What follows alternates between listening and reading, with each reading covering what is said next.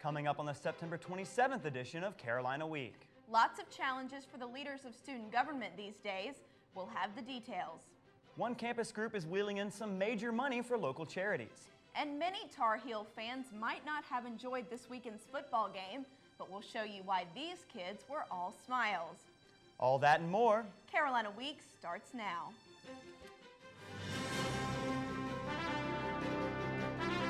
From the School of Journalism and Mass Communication at the University of North Carolina at Chapel Hill, this is Carolina Week.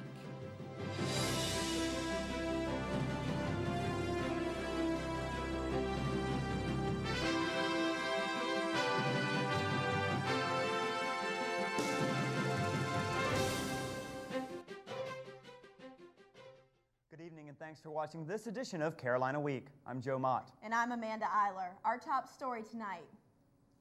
It can't be easy to represent the interests of 27,000 students. And now student body president Matt Calabria has an additional challenge. Carolina Week reporter Andrea McAfee is in the studio with more. Andrea? UNC Chapel Hill's SVP is dealing with the resignation of a cabinet member. At the same time, he's trying to deliver on his platform promises from last spring's campaign. Your new student body president is Matt Calabria. Matt Calabria has a lot to deal with this year. His platform includes downloading cheap and legal music, basketball tickets for spouses, funding for all sorts of clubs, and much more. Calabria says he plans to implement each plank of his platform. We've made a lot of significant progress on a variety of important university issues, but so I think we've been pretty successful so far. But the president and his cabinet are also dealing with an unexpected issue, the resignation of student body secretary Bernard Holloway. He's always been a good friend to me, so we hope to work with him in the future on different projects, but perhaps not in that role. In Holloway's absence, Calabria and the cabinet are having to pick up the slack. Right now, that means completing the October progress report by October 14th. Another issue they're facing in the controversy is the section of the student code on campaign regulations. During last year's runoff election, both candidates faced allegations of code violations, such as soliciting votes in the library and sending a mass email to students. Luke Fraley, the chair of Rules and Judiciary Committee, proposed a series of public hearings to address revisions in the code. And there were some things that weren't working. So that spurred people to think about revising the elections laws, and I think it just grew from there. And Calabria agreed the code needed to be reviewed. Every so many years, I think a student body president has to kind of bite the bullet and review the student code, and it happened probably about a decade ago. Calabria says he looks forward to completing the student code revisions. Andrea, what's the plan for replacing the student body secretary? Anyone who's interested in the position can go to our website at carolinaweek.org, link to the student government website, and fill out an application. Be sure to return it by October 1st. Amanda? Thanks, Andrea. Another challenge facing campus leaders is finally coming to a close. The Office for Civil Rights has been investigating Elise Crystal, a lecturer in the English department. Crystal sent an email chastising a student for making anti-homosexual remarks in class. The Office for Civil Rights ended the investigation on Wednesday and released the following statement. We want to recognize the university for realizing that the lecturer's email message was an inappropriate response to the student's comment. Chancellor James Measer says he's glad the Office for Civil Rights thought the university acted appropriately.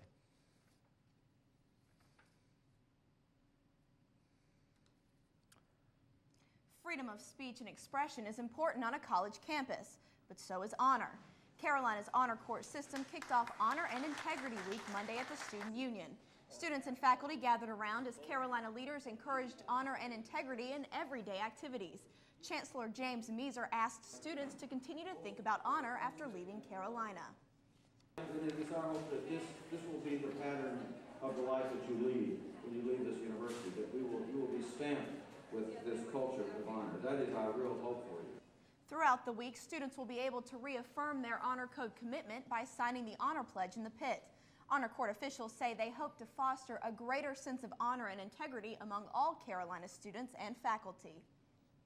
The senior marshals have a new goal for the class of 2005 as part of the kickoff for Senior Service Week. The marshals want seniors to get involved with community service projects all year long. Organizations set up Booze in the Union, through the early part of the week, and service groups and clubs hand out pamphlets and answer seniors' questions. Senior Marshal Amber Alford says projects range from Habitat for Humanity to Teach for America. So we have a lot of projects like that throughout the year, and we hope to be able to give them to the senior class to let them know that they exist and to get them to sign up. Seniors are encouraged to stop by the service fair for snacks and to learn more about getting involved this year. One campus organization is helping out local charities with its own service project. Alpha Phi Omega UNC Chapel Hill's co-ed service fraternity held its 20th annual bike auction recently. The group auctioned off about 70 used bikes, starting as low as $5.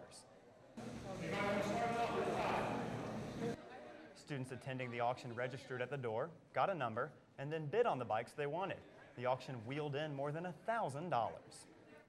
The group will pick three charities to distribute the money when it meets in mid-October. The fourth hurricane to hit Florida this season has left more destruction in the already battered Sunshine State. This is what Melbourne looks like after Jeanne came ashore Sunday morning as a Category 3 hurricane. At least 6 people have died as a result of the storm, and you can see extensive roof and structural damage in its wake. The storm also took out one lane of Beach Highway A1A in southern Brevard County.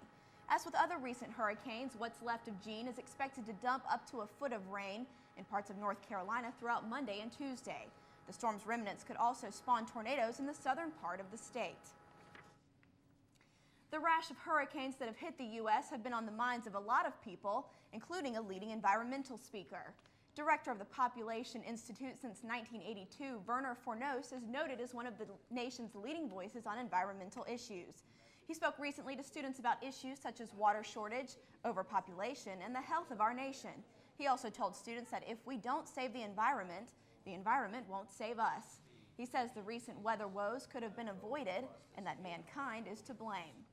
No place to stay clearer than the hurricane season this year. If you've cut down all your trees, as we are doing in the fastest growing continent in the world, Africa, there is no barrier to stop the winds. Fournier travels to universities throughout the country advocating environmental awareness. Although graduation is 7 months away, some students are getting a head start with the job hunt. More than 90 employers packed the Dean Dome Thursday for the Carolina Career Fair. Students had the opportunity to talk with representatives from businesses like RBC Centura and Wachovia. The fair was open to all students, and it wasn't only seniors seeking one-on-one time with potential employees. If I can, find something that I'm interested in, kind of give me a focus and network through that, get some contacts, get some names, get my name out there. That's mainly why I'm here. The Carolina Career Fair is sponsored by University Career Services. In case you missed this one, UCS will also hold a job fair in the spring. And speaking of jobs, one group of employees might not get a lot of recognition, but their work makes UNC's campus shine a whole lot brighter. That story and much more when we return.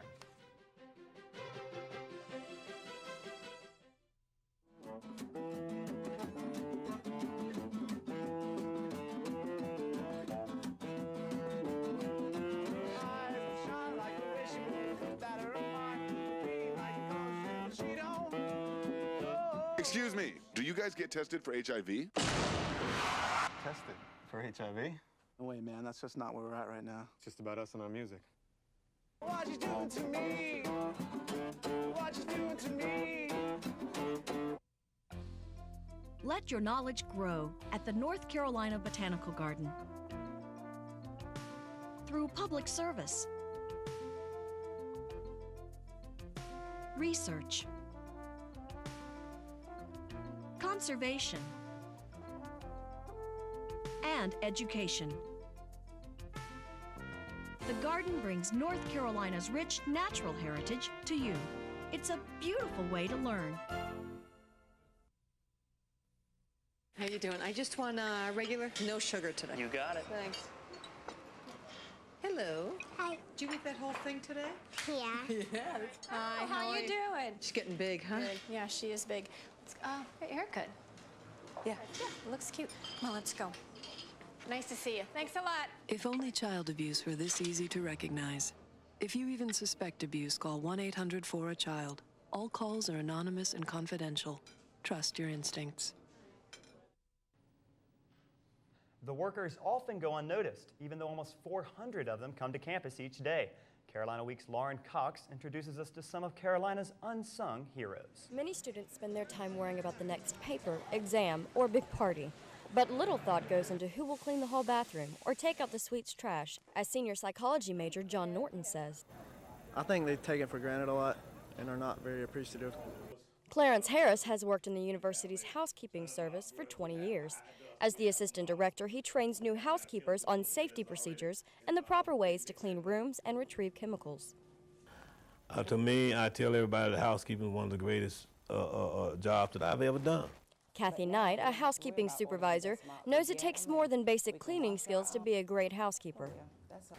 I found out everybody can't do it. Some people don't have the stomach because we get some really rough situations, so they can't always handle it. UNC offers flexible hours for housekeepers, many of whom maintain 2 or 3 jobs to support their families. Director of Housekeeping William Burston has worked with UNC for the past 15 years and recognizes the workers' struggles. Out of 397 employees, I would venture to think at least half have to work additional jobs, and we have people that work 1 part-time job, another full-time job. I know of some employees who work 3 jobs, another full-time job and a part-time job, just to make ends meet. Burston also says there are many benefits his employees get, including 3 programs committed to encouraging further employee education: a tuition waiver program, an educational assistance program, and a scholarship program. When we have 2 people taking educational assistance courses, no one taking tuition waiver courses out of 397 employees. So it's not something that people take advantage of. Perhaps having to work 3 jobs makes it impossible to take advantage of these opportunities. Pay for housekeepers ranges from $18,000 to $22,000 a year. Directors say many have voiced complaints. To say that housekeeping don't pay, it don't pay as much as a lot of jobs, but one can make a decent living. But most seem happy and let the little rewards outweigh the negatives. Even though we don't get rich, there are some positives to it. When they show us, yes, I appreciate it, or they come by us and they tell us, man, these floors really look great, something like that, it makes your day.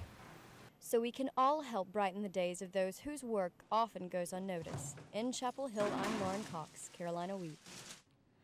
As the new Citigroup advertising campaign shows, a simple thank you can go a long way. Now on to someone appreciated by both students and faculty members alike.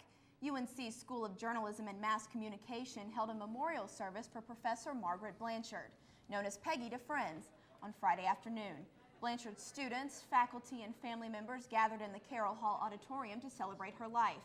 Pastor D. Ray Warren says Professor Blanchard would not want tears. She would tell you, don't wallow in your grieving, because that would be cheapening her life and yours. Her good friend and colleague, Dr. Kathy Packer, says she'll remember Blanchard's devotion to her students. And that's not easy to make that happen, to be really tough and then have your students be as devoted to you as her students have been to her. They call themselves Peggy people. Blanchard became a favorite among students, winning the Favorite Faculty Award. She is credited with making a lasting impression on the graduate program. Surfing the web in downtown Carrboro will soon be much easier. By the end of the year, laptop users in Carrboro will be able to check their email without having to plug into an outlet.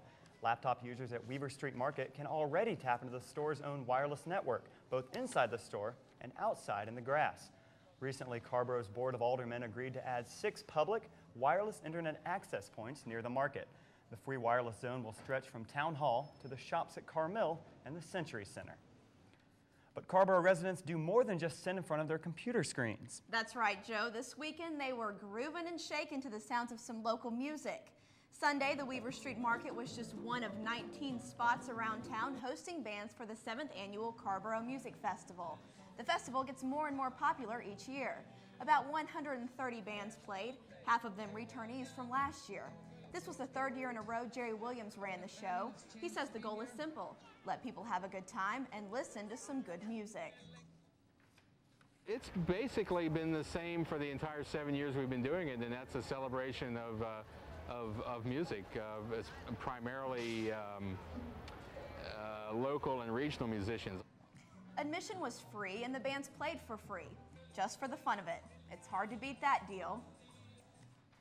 It's not unusual to be at an airport in another part of the country or the world and spot someone with a Carolina t-shirt.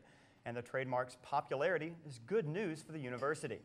For the 4th year in a row, Carolina merchandise has brought in more money than that of any other university in the country. Anytime a vendor sells gear that includes the Carolina logo or trademark language, the university gets a cut. Last year's total, $3.7 million, the second highest total in history. Well, sportscaster Luke Nodstein joins us now for sports. Luke, I'm guessing most of that apparel people are buying does not have the words football on it. Yeah, this football game this weekend, not quite as exciting as last week against Georgia Tech, but there were a lot of exciting sports going on this weekend, including women's soccer. That leads us to our trivia question for this week. How long has the women's soccer team been undefeated? Is it 45, 37, 31, or 23 games? I'll have the answer when Carolina Week Sports returns.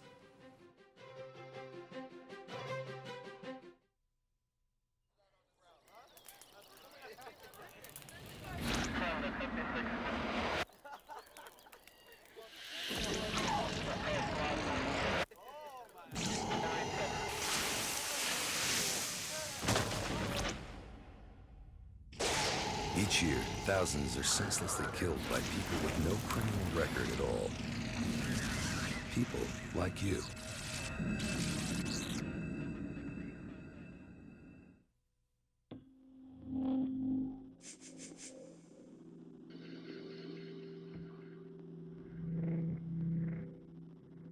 Almost half of all parents who suspect their child has a problem learning wait a year or more before getting them help. Why? When there's so much they could be achieving. Kids with learning disabilities are smart. They just learn differently. Call or visit us on the web now. To whom it may concern, I'm hurting. All I done heard is blood-curdling curses. Mama pops are berserking again while I'm burning up in the furnace and searching for the explanation for what I did to deserve to get deserted and then repeatedly beaten in the face with my worthlessness. No sense of purpose. It got drowned, and I doubt if you were to open my mind and step inside it right now, you could even feel what I'm talking about. Cause for the pain in my veins, the words can't explain, and the hate is mounting, and I can't contain it. I'm bound to break out in the days I'm counting, and I'm sick of the shouting, man. I'm about to just. Animal cruelty, human violence. Break the connection.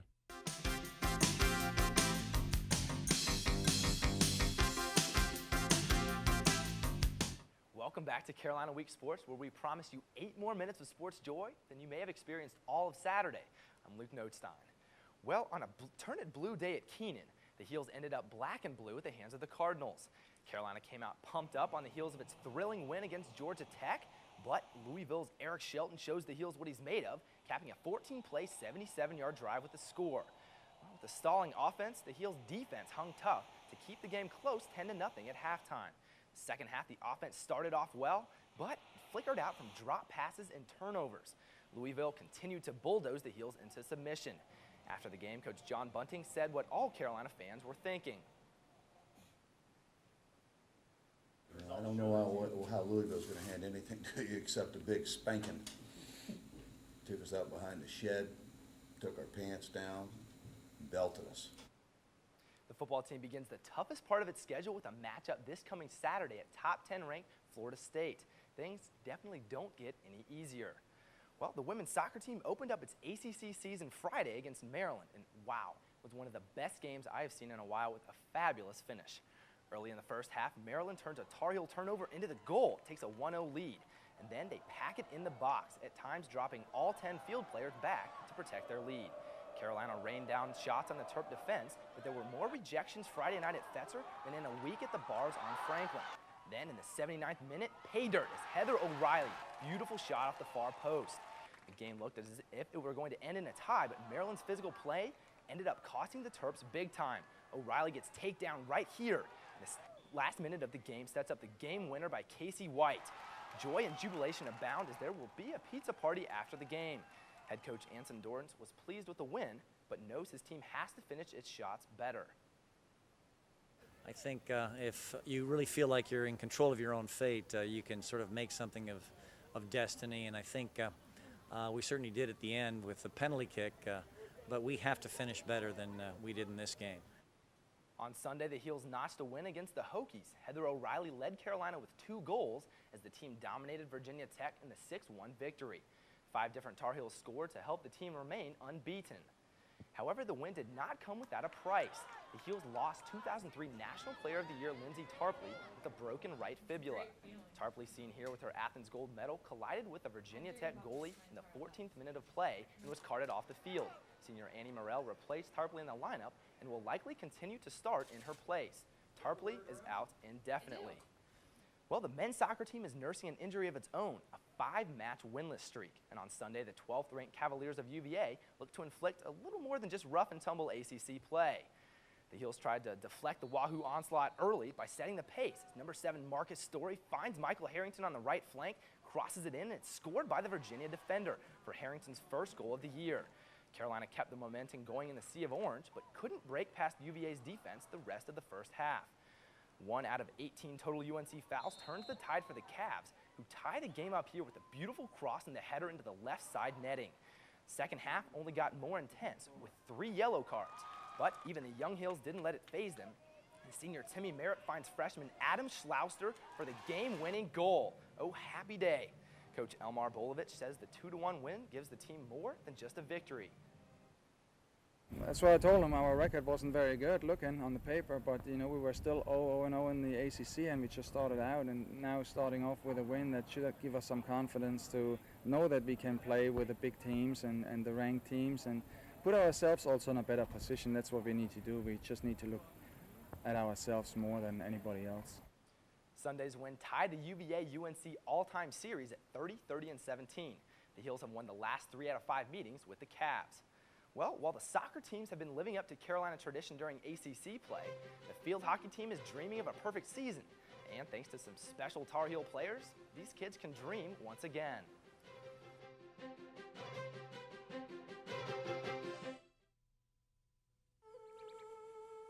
I can listen. I can cook. Good. I can coach. Kids with something to do are less likely to do drugs. I can drive. I can paint. I can dance. A little of your time can make a lifetime of difference. I can read. I can help. You can help. Call toll-free 1-877-KIDS-313 to find out about community drug prevention programs. I can keep a kid off drugs. I don't want her to be labeled. He's just like I was in school. It's just a phase. He'll get over it. Millions of kids have learning difficulties and are struggling in school. But instead of excuses, they need help. They learn differently. See how far your child can go. Visit FocusOnLearning.org. Do it for your child. Do it for yourself. But do it now. If you have a story idea, contact Carolina Week at 843-8292. You can also visit us online at carolinaweek.org. If you have questions about this program, write Carolina Week at Campus Box 3365, UNCCH, Chapel Hill, North Carolina, 27599. There's not much good you can say about the shutout Louisville laid on the football team Saturday, but the disappointing game did contain a glimmer of hope. Carolina Week reporter Shayla Freeman shows us why the character of UNC athletics goes beyond the field. Although some Carolina dreams died on Saturday, the game was also the birth of many Carolina dreams to come. Carolina Dreams is a new student-athlete service project for children who are or have been patients at the North Carolina Children's Hospital. Junior lacrosse player David Weary started the program where players from different Carolina teams take the kids and their families to various athletic events. The Ontario, Canada native says after a year and a half of planning, he's glad the project is finally underway. I think for the first day we're real happy. The kids that are here are excited. As one mother told me, it's a chance for them to come to Chapel Hill when they don't have to go to the doctor. These children know the hospital all too well. Juan spent a lot of time in the burn unit. Matt's severe case of cystic fibrosis has had him in the hospital 46 times.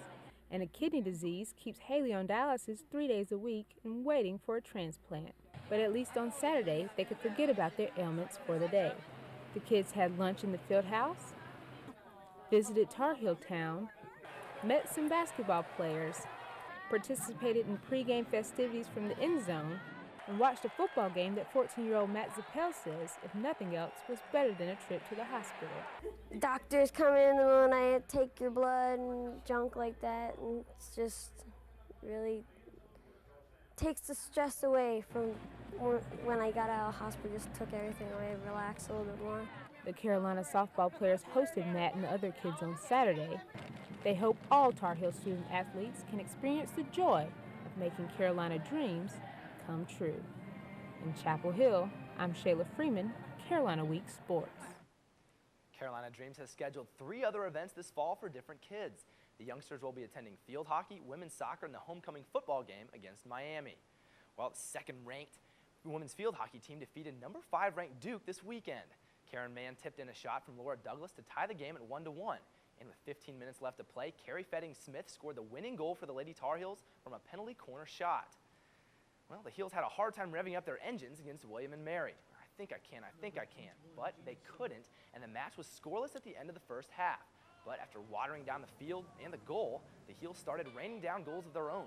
Sophomore Rachel Dawson made that one, and Kelsey Karen put on 2 more to help Carolina win 3-0. The season's leading scorer, Karen, says she had to pick up her game in the second half. My coach had a little talk to me and said, I'm disappointed in you right now, so I knew I had to get it going a little bit. So yeah, I just wanted to score and help the team out any way I could. The Heels played Davidson on Tuesday and faced a tough appointment against number 3 Maryland on Saturday. Well, from field hockey to the volleyball court, where UNC squeaked out a 5-game victory against Clemson on Saturday. Junior Danny Nienhuis and senior Molly Piles led offensively, while senior Caroline DeRoque tied her career high with 28 digs on defense. Carolina now has a 500 record for the season. Well, guys, football team not quite at 500, hoping to get there eventually. So do you guys have an answer for our trivia question? I'm going to let Joe field this one. Well, I was thinking about it. I couldn't remember exactly in the past years, but B, is that correct, 37? Actually, the answer is B, 37 games. Counting exhibitions, that's the last time Carolina lost was in the 2002 NCAA semifinals to Santa Clara. So good job, Joe. Well, thank you very much. Great. Well, one campus group is doing a little more than doing a little dance. Causing lots of laughs and staying up all night, all in the name of charity. We'll have that story when we return.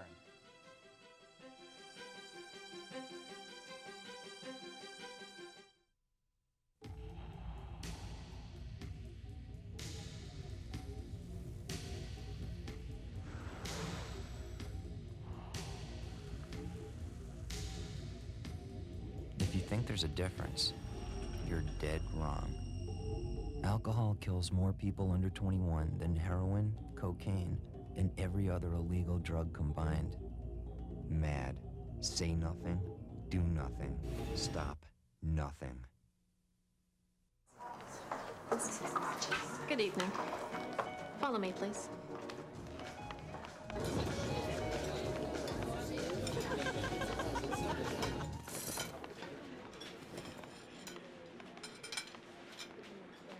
Imagine what America would be like today if Martin Luther King never had a dream. Help keep the dream alive. To find out more about the Martin Luther King Memorial in Washington, D.C., call or log on now. Some campus groups fundraise through car washes and bake sales, but 24 hours of comedy?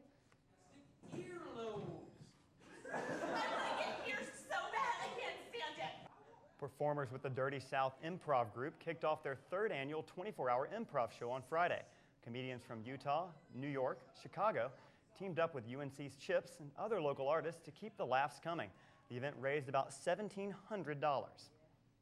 The money will go towards providing Thanksgiving dinner to needy families, and some will go to help WCOM 103.5, a volunteer radio station in Carborough. Well, I wasn't able to make it out to that, but we had some other things to see over the weekend. We definitely did. I was going to say, I'm really sorry I missed it. It sounded like a good event. It definitely was. Well, that does it for this edition of Carolina Week. Thanks for watching. Good night.